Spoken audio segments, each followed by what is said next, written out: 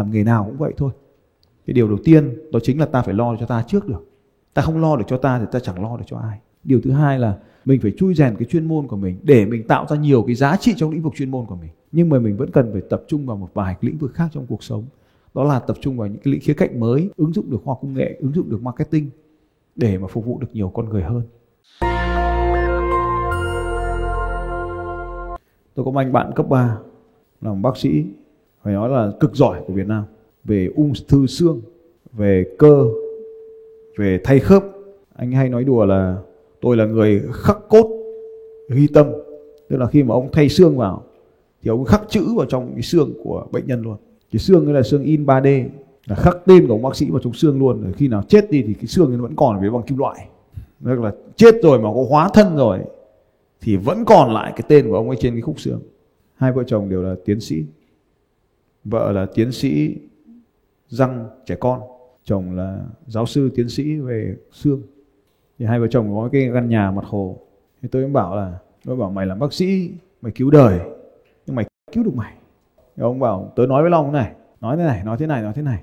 3 năm sau, Tết vừa rồi, tôi với bác sĩ Cường ấy sang chơi. Thì bác sĩ đã đổi sang một cái căn biệt thự ở cái khu đắt tiền nhất của Vinhome, ở bên khu đắt tiền nhất. Nói chung là căn biệt thự đắt tiền nhất của khu đắt tiền nhất của Hà Nội bây giờ. Cũng chẳng có điều gì xấu xa cả. Bác sĩ cũng phải mưu cầu hạnh phúc, chữa bệnh nhưng mà phải chữa cho mình.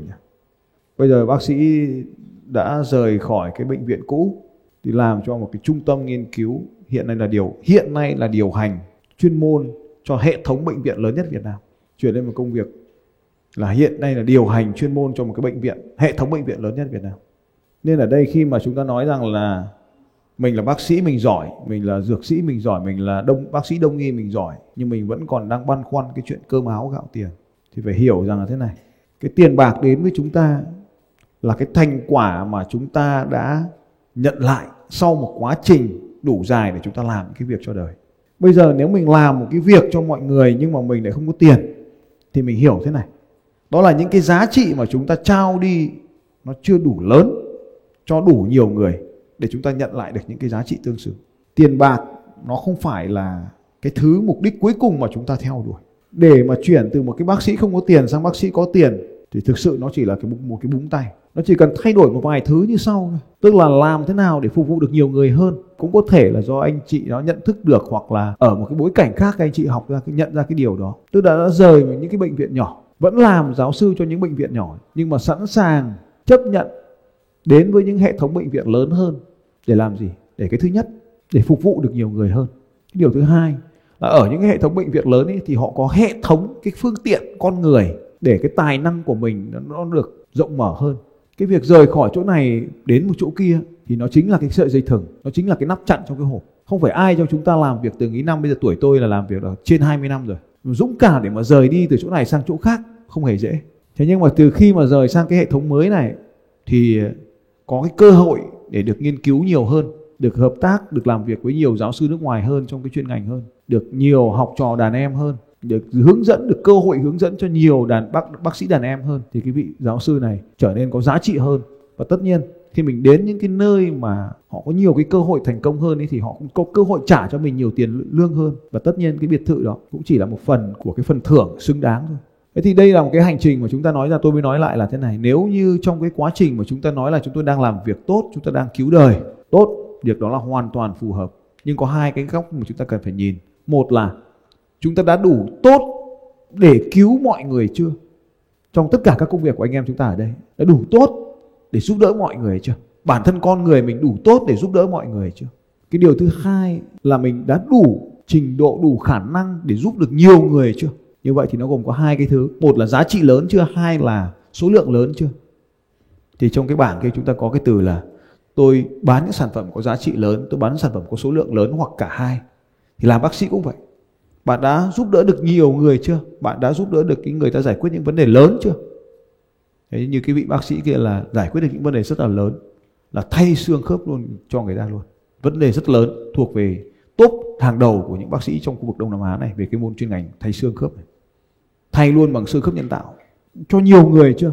Khi mà làm việc cho một cái bệnh viện nhỏ, gọi là nhỏ thôi thì cũng không nhỏ đâu, nó cũng thuộc tuyến đầu nhà nước ấy.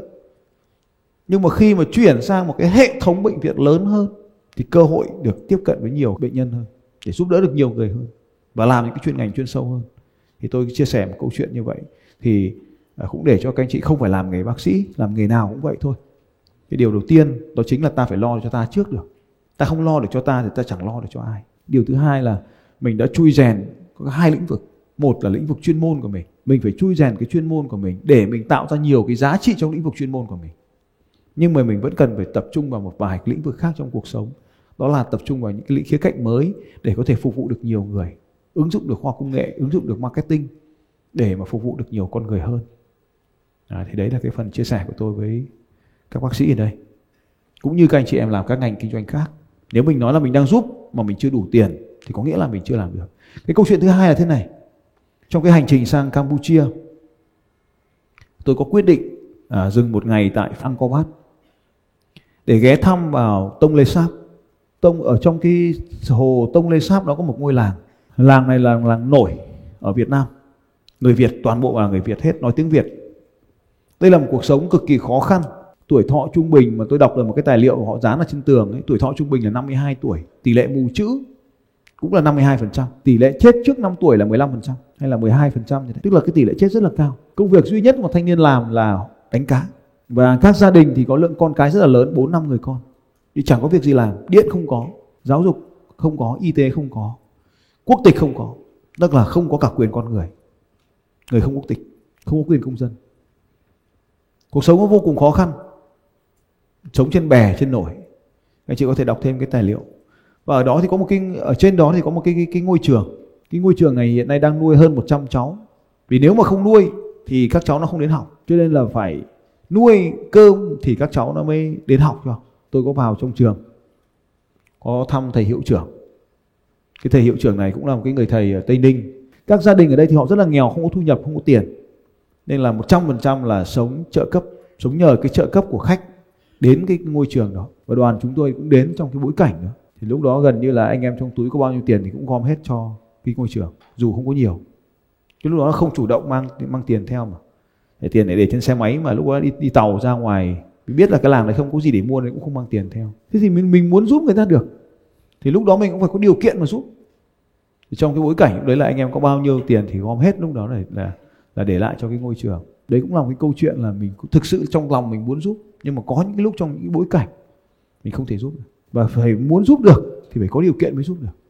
Cho nên ở đây trong khi mà chúng ta muốn thì có hai điều. Một, mình giúp mình đi đã.